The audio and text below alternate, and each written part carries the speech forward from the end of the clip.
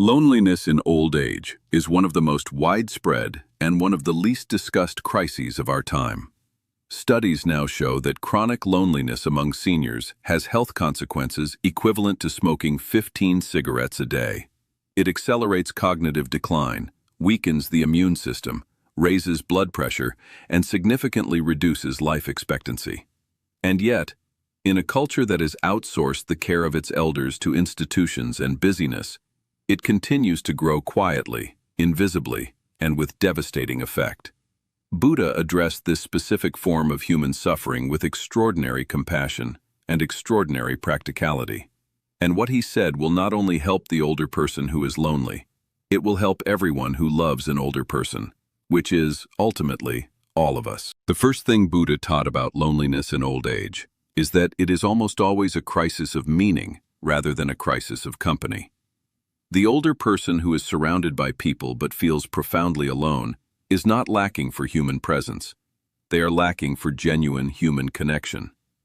For the experience of being truly known, not managed, not cared for in a transactional sense, not related to primarily as a set of needs to be addressed, but genuinely, curiously, warmly known as the full, complex, deeply experienced human being that they are. This distinction matters enormously, because it means that the solution to loneliness in old age is not primarily about increasing the quantity of social contact.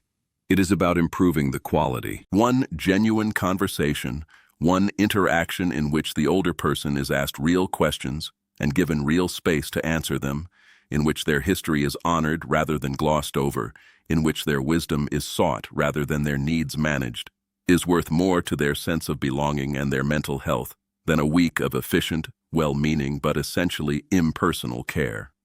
Buddha taught that every human being, at every age, in every circumstance, carries within them a complete and extraordinarily rich inner life.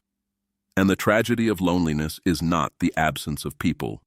It is the absence of anyone who is genuinely curious about that inner life, who wants to know what it has been like to be this particular person, navigating this particular life, arriving at this particular point in time with everything that entails.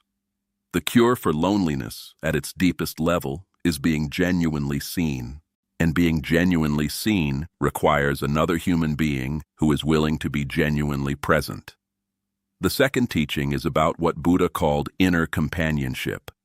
He observed that the person who has developed a genuine relationship with their own inner life, who is comfortable in their own company, who finds genuine sustenance in solitude, who has built a rich inner world through reflection, through memory, through the ongoing cultivation of awareness, is fundamentally less vulnerable to the specific pain of loneliness. Not because they do not need connection, but because their baseline sense of okayness does not depend entirely on the constant presence of others. This inner companionship is built through practice, through the daily habit of sitting quietly with yourself, not distracted, not entertained, not occupied, but genuinely present with your own thoughts, your own memories, your own inner experience. Through journaling, through the revisiting of a life's worth of meaning, the relationships, the choices, the moments that mattered and why they mattered. Through the development of what psychologists call a life review, the conscious, compassionate, honest assessment of a life that has been lived. This practice, done regularly, produces a quality of self-knowledge and self-acceptance that becomes its own kind of company. Rich, deep, always available, requiring nothing from anyone else to be fully present. The third teaching is about generativity. Buddha observed that the elder who is giving, who is actively contributing something of genuine value to the people or the community around them, almost never experiences the full weight of loneliness. Because generativity creates connection, it creates purpose, it creates the experience of mattering, not as a burden to be managed, but as a source of something genuinely valuable and genuinely needed. The contribution does not need to be grand.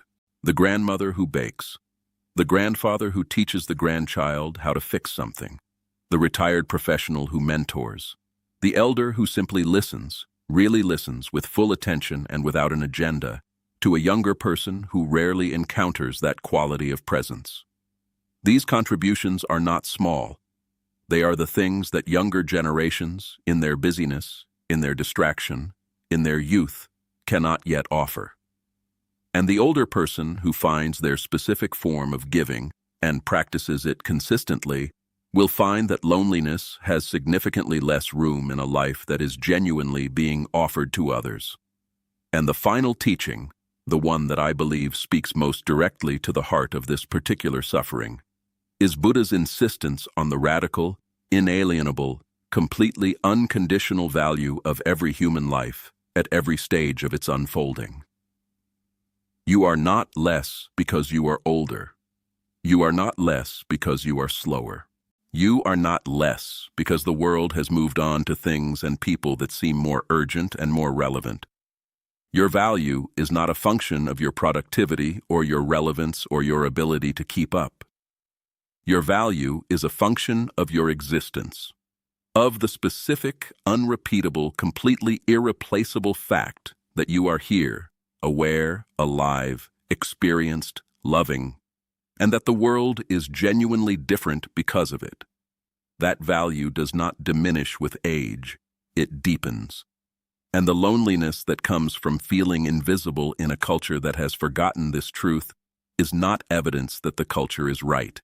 It is evidence that the culture has lost something essential, something that only the presence of genuinely honored, genuinely seen, genuinely valued elders can restore. You matter.